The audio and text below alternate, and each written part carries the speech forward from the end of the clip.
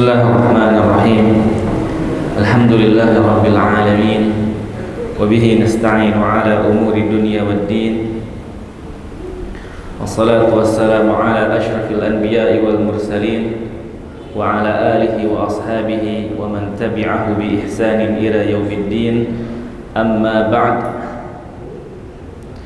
Kita lanjutkan pembacaan kitab Imam Nawawi, karangan Imam Nawawi, kitab Riyadhus Shalihin,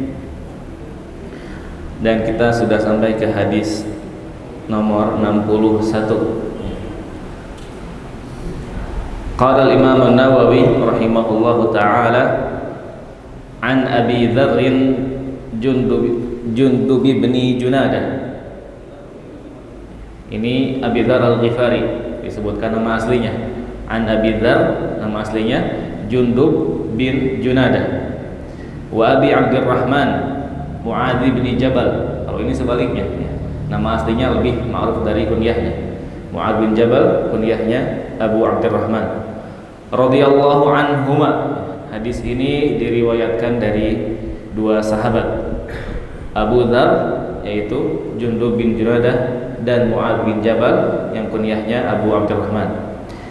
An Rasulillah sallallahu alaihi wasallam qala, dari Rasulullah sallallahu alaihi wasallam beliau bersabda, ittaqillaha haitsuma kunta, bertakwalah kamu kepada Allah dimanapun kamu berada.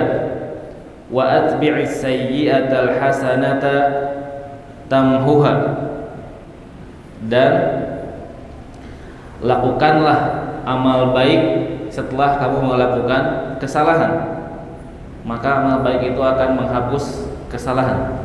Wa khaliqin nasa bi khuluqin hasan, dan bergaulah dengan manusia dengan akhlak yang mulia. Rawahu Tirmidzi wa qala haditsun hasan, diriwayatkan oleh Tirmidzi dan beliau berkata bahwasannya hadis ini hasan. Hadis yang singkat berisi 3 faidah, 3 wasiat dari Rasulullah SAW kepada 2 orang sahabat ini dan umumnya kepada kaum muslimin semua. Yang pertama, wasiat yang pertama, atau sebelum kita membaca wasiat yang datang dari Rasulullah SAW, ada baiknya kita mulai dengan mengenal siapa sahabat yang ada pada hadis ini. Tadi yang pertama Abi Dzar Al-Ghifari, nama yang masyhur, nama aslinya Jundub bin Junadah. Ada beberapa pendapat mengenai nama aslinya, tetapi yang paling kuat adalah ini. Nama aslinya Jundub bin Junadah. Wa kana Abu Dzar radhiyallahu anhu qad aslama qadiman. Abu Dzar ini termasuk as-sabiqunal awwalun, orang-orang yang masuk Islam ketika awal kali dakwahnya tersebar. Bahkan dikatakan beliau ini kalau tidak orang keempat, beliau adalah orang kelima yang masuk Islam. Sangat awal-awal sekali. Kalau tidak keempat, beliau ini orang kelima yang masuk Islam. Padahal beliau tidak tinggal di Makkah, beliau dari Bani Ghifar. Dan kisah keislaman beliau radhiyallahu anhu, bahwasanya beliau itu tinggal di tempatnya di Ghifar, dan beliau ini sudah melaksanakan salat sebelum masuk Islam. Tentunya salat dengan syariatnya Nabi Ibrahim, Nabi sebelum Nabi Muhammad. Singkat cerita, sampai kepada beliau berita tentang adanya seseorang yang diutus sebagai nabi di kota Mekkah. Lantas beliau bersegera berangkat ke kota Mekkah dan bertanya kepada ahli Mekkah, mana yang kalian sebut sebagai orang gila, karena begitu ya, orang-orang Mekkah mensifati Nabi sebagai penyihir atau orang gila. Akhirnya beliau bertemu dengan Rasulullah SAW. Kemudian apa ucap Abi Dzar? Assalamu alayka ya Rasulullah. keselamatan bagimu wahai Rasulullah. Dan Abu Dzar ini adalah orang yang pertama mengucapkan salam kepada Nabi dengan tata cara salam yang sesuai dengan syariat. Wa alaikas salam, kata Nabi Muhammad SAW. Man anta, siapa kau? Siapa engkau? Kemudian kata Abu Dzar, qultu rajulun min Bani Ghifar, aku adalah seorang lelaki dari Bani Ghifar. Fa'arada alayya al-Islam. Kemudian Nabi SAW menunjukkan kepadaku apa itu Islam, mengajaknya masuk Islam, dan tentu saja Abu Dzar Al-Ghifari masuk Islam. Kemudian setelah beliau masuk Islam, Nabi SAW berpesan, pulanglah kau ke tempatmu, ke daerahmu, ajaklah orang-orang sana untuk masuk Islam. Tetapi sebelum keluar dari Makkah, sembunyikanlah identitasmu, ya. Jangan sampai diketahui bahwasannya Abu Dzar ini sudah masuk Islam. Kenapa? Karena Nabi fa inni akhsyahum 'alaika. Nabi khawatir kalau orang-orang Mekah tahu kau masuk Islam, mereka akan menyiksamu. Tapi Abu Dzar Al-Ghifari ketika dinasihati seperti itu, jawabannya luar biasa.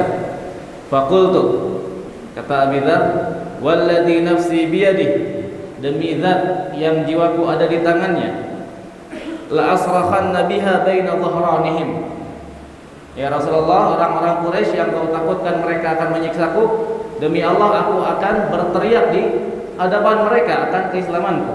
Faqaraja hatta atal masjid, kemudian dia keluar, kemudian menuju Ka'bah.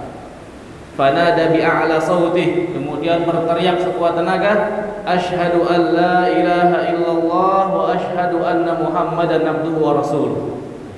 Beliau mengucapkan syahadatain dengan suaranya yang lantang di depan kaum musyrikin. Padahal saat itu jumlah kaum muslimin tidak lebih dari 5 orang. Tadi kita tahu di awal, dia ini kalau tidak orang keempat, orang kelima. Artinya kondisi umat Islam masih sangat lemah. Tetapi beliau begitu berani di depan orang-orang musyrikin dengan lantangnya mengucapkan syahadatain. Apa yang terjadi? Fasaral qaumu ilaihi fadarabuhu hatta abja'u. Orang-orang musyrikin maka tentu saja kaget, akhirnya menarik Abu Dzar ini, kemudian memukulinya sampai hampir meninggal, ya. Hampir meninggal. Wa atal Abbas, kemudian Allah Subhanahu wa taala menyelamatkan dia dengan perantara Al-Abbas. Wa atal Abbas fa akaba alaih. Kemudian datanglah Al-Abbas melihat Abu Dzar dipukuli oleh orang-orang musyrikin. Al-Abbas datang dan berkata kepada mereka, wailakum alastum ta'lamuna annahu min Ghifar. Wahai orang-orang Quraisy, celaka kalian. Bukankah kalian tahu orang ini dari Bani Ghifar? Wa anna tariqa tijaratikum, dan perjalanan dagang kalian ila Syam tamurru alaihim.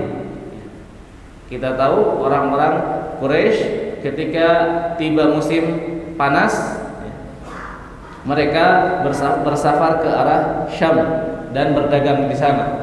Al-Abbas ini mengatakan, ini yang kalian pukuli ini orang Bani Ghifar, dan daerah Ghifar itu daerah yang kalian lalui apabila kalian mau pergi ke Syam. Bagaimana kalau seandainya orang-orang Ghifar tahu ada warganya yang dipukuli di Mekah? Maka kalian akan celaka ketika nanti bersafar. Ketika diingatkan seperti itu, orang-orang Quraisy, oh iya, ada benarnya juga. Wa anqadhahu minhu. Kemudian beliau radhiyallahu anhu diselamatkan. Wa raja'a ila biladihi da'a qaumahu ila al-Islam fa aslama ba'dhum. Kemudian Abu Dzar Al-Ghifari pulang ke daerahnya mendakwahkan Islam, dan banyak di antara masyarakat Bani Ghifari yang masuk ke dalam Islam. Ini yang pertama, Abu Dzar Al-Ghifari. Nama aslinya tadi siapa? Jundub bin Junadah. Kemudian sahabat yang kedua juga tidak kalah masyhur, Mu'adz bin Jabal. Nama asli beliau Mu'adz bin Jabal bin Amr Al-Khazraji, dari Bani Khazraj. Nabi SAW pernah menyebutkan secara langsung bahwasannya beliau sallallahu alaihi wasallam mencintai Mu'adz. Qala Nabi sallallahu alaihi wasallam, "Ya Mu'adz, wahai Mu'adz, wallahi inni la uhibbuk." Demi Allah, sesungguhnya aku mencintaimu. Wallahi inni la uhibbuk. Mengulanginya 2 kali. Tentunya Nabi sallallahu alaihi wasallam tidaklah mencintai Mu'adz melainkan karena keistimewaan yang beliau miliki. Dalam kesempatan lainnya Nabi sallallahu alaihi wasallam bersabda bahwasannya di antara para sahabat a'lamuhum bil halal wal haram, yang paling paham mengenai mana yang halal mana yang haram itu Mu'adz bin Jabal. Umar radhiyallahu anhu juga pernah memuji Mu'adz bin Jabal.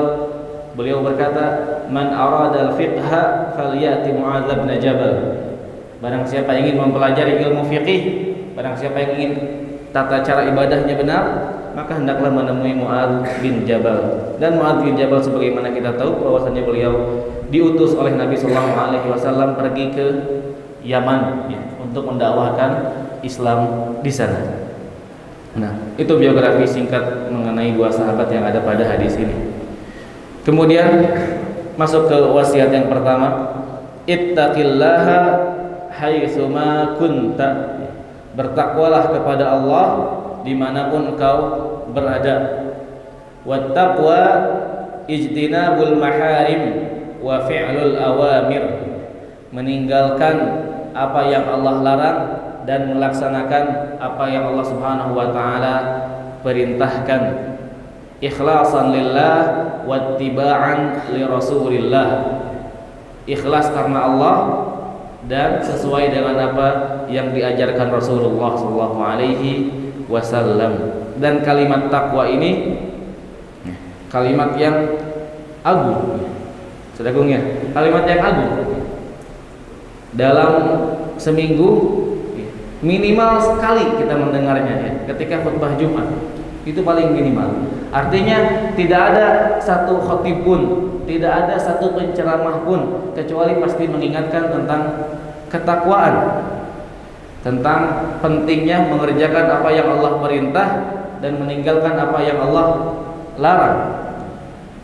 Allah Subhanahu wa taala dalam ayat Al-Qur'an berfirman, "Walaqad wasaynal ladzina utul kitaba min qablikum wa iyyakum anittaqullah." Kami telah memerintahkan kepada orang yang diberi kitab suci sebelum kamu dan juga kepadamu agar bertakwalah kepada Allah. Ternyata bukan hanya di antara kita saja. Umat-umat sebelum Nabi Muhammad pun perintahnya sama, bertakwalah kepada Allah. Lakukan apa yang Allah perintah, tinggalkan apa yang Allah larang. Begitu juga Nabi Muhammad SAW. Beliau ditanya oleh Abu Hurairah, siapakah manusia yang terbaik? Apa jawabnya? Qala atqahum, orang yang paling bertakwa. Kemudian berikutnya tadi ayat Al-Qur'an, kemudian hadis Nabi, kemudian kita lihat para sahabat. Abu Bakar radhiyallahu anhu ketika menjelang kematiannya, menjelang wafatnya, memanggil Umar bin Khattab dan berpesan kepadanya apa? Wa awwalu ma qala lahu ittaqillaha ya Umar. Bertakwalah kepada Allah wahai Umar. Itu para sahabat. Setelah para sahabat juga sama. Para ulama salaf kita terdahulu berwasiat dengan takwa. Umar bin Abdul Aziz berwasiat kepada salah seorang lelaki, "Usika bi taqwallah azza wa jalla allati la yaqbalu ghairaha." Bertakwalah kamu kepada Allah karena Allah Subhanahu wa taala tidak menerima ibadah kecuali dari orang yang bertakwa. Maka kita pun terus-menerus mengulang nasihat pengingat untuk bertakwa kepada Allah Subhanahu wa taala. Ittaqillaha haitsuma kunta. Dan ini yang menjadi poin mengapa Imam An-Nawawi memasukkan hadis ini ke dalam bab muraqabah. Bertakwa kepada Allah yang tadi kita tahu pentingnya, yang kita tahu bahwasanya takwa ini may yattaqillaha yaj'al lahu makhraja dan seterusnya. Kapan? haitsuma kunta, dimanapun kamu berada, kapanpun waktunya, bertakwalah kepada Allah. Ini poin yang bisa kita pahami, yang bisa kita jadikan alasan kenapa Imam Nawawi masukkan hadis ini di dalam bab muraqabah. Bertakwanya di depan manusia juga di belakang mereka. Kadar ketakwaan seseorang itu bisa dilihat ketika tidak ada manusia yang melihat, ya, ketika dia sendiri, ketika hanya dia dengan Allah. Di malam hari tidak ada yang melihat, ya. Di situ ketakwaan seseorang diuji, bagaimana setinggi apa level yang dia miliki. Ittaqillaha haitsuma kunta wa atbi'is sayyi'atal hasanata tamhuha. Ya. Dan setelah wasiat tentang ketakwaan kapanpun dimanapun, wasiat berikutnya wa atbi'is sayyi'atal hasanata tamhuha, dan kerjakanlah amal saleh setelah atau apabila kalian melakukan amal kesalahan, maka amal saleh tersebut akan menghapusnya. Hadis ini semakna dengan apa yang Allah Subhanahu wa taala firmankan, innal hasanat yudhibna as-sayyi'at. Ada yang menarik di sini. Tadi di wasiat yang pertama tentang takwa. Lalu kenapa diulangi lagi? Bukankah melakukan amal soleh itu adalah bagian dari ketakwaan? Kenapa ditambahi lagi? Kenapa ditambahkan lagi? Padahal ittaqullah itu sudah tercantum di dalamnya, termasuk di dalamnya melakukan kebaikan. Wa atbi sayyi'atal hasanata tamhuha. Sirnya, rahasianya di antara para ulama ada yang menjelaskan mengapa disebutkan secara terpisah adalah kita sebagai manusia, sebagaimana Nabi sallallahu alaihi wasallam sabdakan, khata, kita ini adalah pendosa. Tidak ada hari kecuali ada dosa yang kita lakukan di sana, baik disadari ataupun tidak. Maka karena kita tahu tidak mungkin selama 24 jam kita bertakwa kepada Allah full, tidak pernah salah, tidak pernah lupa, tidak pernah lelah, itu tidak mungkin. Pasti ada lupa, kemudian kita terlambat sholat, ada lelah, kemudian kita ketinggalan jamaah, dan semacamnya. Ada kesalahan-kesalahan yang tidak mungkin dihindari. Maka apa kata Nabi? Wasiat yang kedua ini, lakukan amal baik setelah kalian melakukan khilaf, ya. Lakukanlah kebaikan setelah kesalahan, maka kebaikan tersebut bisa menghapus kesalahan yang kita lakukan. Ketika misalnya tadi pagi salat subuh kita tidak di masjid, tidak berjamaah, oh itu adalah kesalahan. Kita sadar itu kesalahan. Maka setelahnya untuk menutupi kesalahan tersebut, kalau gitu saya akan baca Quran setengah juz minimal. Kemudian ketika di kantor misalnya, ternyata kita memarahi rekan kerja kita, astagfirullah. Tidak boleh sama muslim saling tidak menahan amarah, ya. Seharusnya menahan amarah, tetapi tadi kita lupa, kita malah emosi, astagfirullah, kemudian melakukan amal soleh setelahnya, berangkat ke masjid misalnya, memasukkan uang ke kotak amal, kemudian salat duha dan semisalnya. Pastikan ketika kita khilaf, setelahnya melakukan amal saleh, ya. Karena amal saleh selain mendatangkan derajat yang tinggi di surga, selain mendatangkan pahala, juga bisa menghapus dosa. Nah, kemudian nasihat wasiat yang ketiga dari Nabi, wasiat yang terakhir, wa khaliqin nasa bi khuluqin hasanin, ya. Dan bergaulah dengan manusia dengan akhlak yang mulia. Kita tahu bahwasanya Rasulullah SAW diutus salah satunya untuk liutammima makarimal akhlak. Kemudian dalam hadis lainnya, akmalul mu'minina imanan, orang mukmin yang paling sempurna imannya siapa? Yang rajin salat? Bukan. Yang rajin zakat? Bukan. Siapa? Ahsanuhum khuluqan, yang paling baik akhlaknya.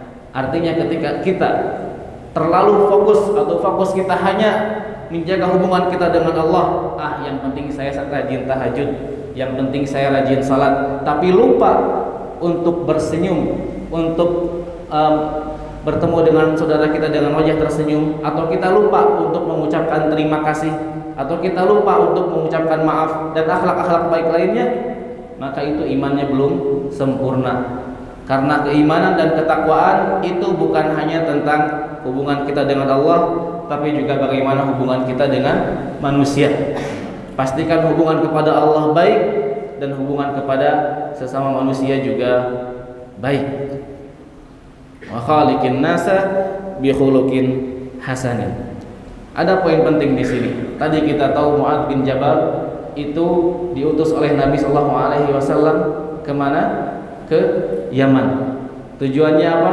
Berdakwah, mengajarkan Islam.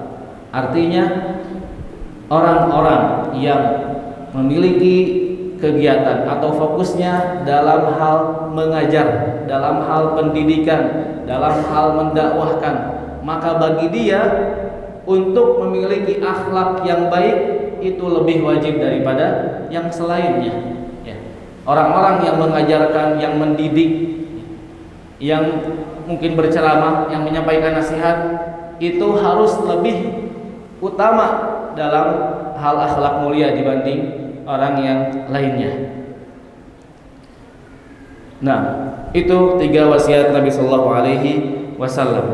Bertakwalah kepada Allah dimanapun kalian berada. Kemudian apabila melakukan kesalahan, ditutup atau diikuti setelahnya dengan kebaikan. Wa khaliqin nasa bi khuluqin hasan. Juga menjelaskan ketakwaan tidak hanya kepada Allah, tapi juga menjaga hubungan dengan manusia. Sebagai penutup, kita dengarkan apa kata Al-Hasan Al-Basri tentang akhlak yang baik, tentang amal yang baik. Qala Al-Hasan Al-Basri, qala Al-Hasan Al-Basri rahimahullahu taala, adraktun nasa wan nasiku idza nasak lam yu'raf min qibali mantiqihi walakin yu'raf min qibali amalihi fadzalikal ilmun nafi'. Kata Al-Hasan Al-Basri, beliau mengisahkan bagaimana kondisi orang-orang saleh, bagaimana kondisi orang-orang yang berilmu di zaman beliau. Apa kata dia?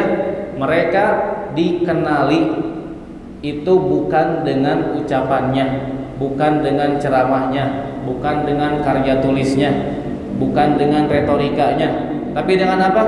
Yu'rafu min qibali amalihi, dari perbuatannya, dari akhlaknya. Orang-orang yang berilmu, orang-orang saleh di zaman Hasan Al-Basri ini bukan terkenal karena lisannya, tapi karena akhlaknya. Fadzalikal ilmun nafi', dan itu adalah ilmu yang bermanfaat. Hal ini bisa kita tarik ke dalam kehidupan kita sekarang. Ini hadis ke-61. Artinya sudah 61 hadis dari Riyadhus Shalihin yang kita baca.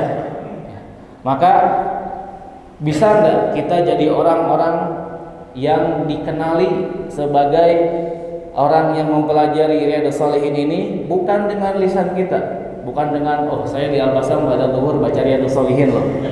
Bukan dengan lisan, tapi dengan akhlak.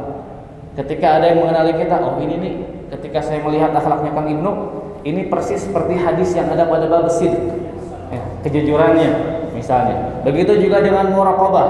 Orang mengenali kita, mempelajari hadis bukan karena kita yang memberitahu, bukan karena dengan lisan kita, tapi dengan akhlak kita.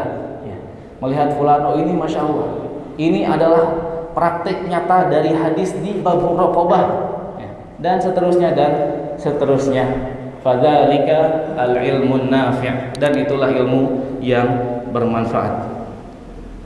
Demikian yang bisa Anda sampaikan. Mudah-mudahan hadis yang kita baca, ilmu yang kita dapat bisa kita amalkan. Nah, dan tentunya menjadi karakter, menjadi ketakwaan kita kepada Allah Subhanahu wa taala. Jazakumullahu khairan wa barakallahu fikum. Nafni bi kafaratil majlis. Subhanakallahumma bihamdika asyhadu an la ilaha illa anta astaghfiruka wa atubu ilaik. Wassalamu alaikum warahmatullahi wabarakatuh.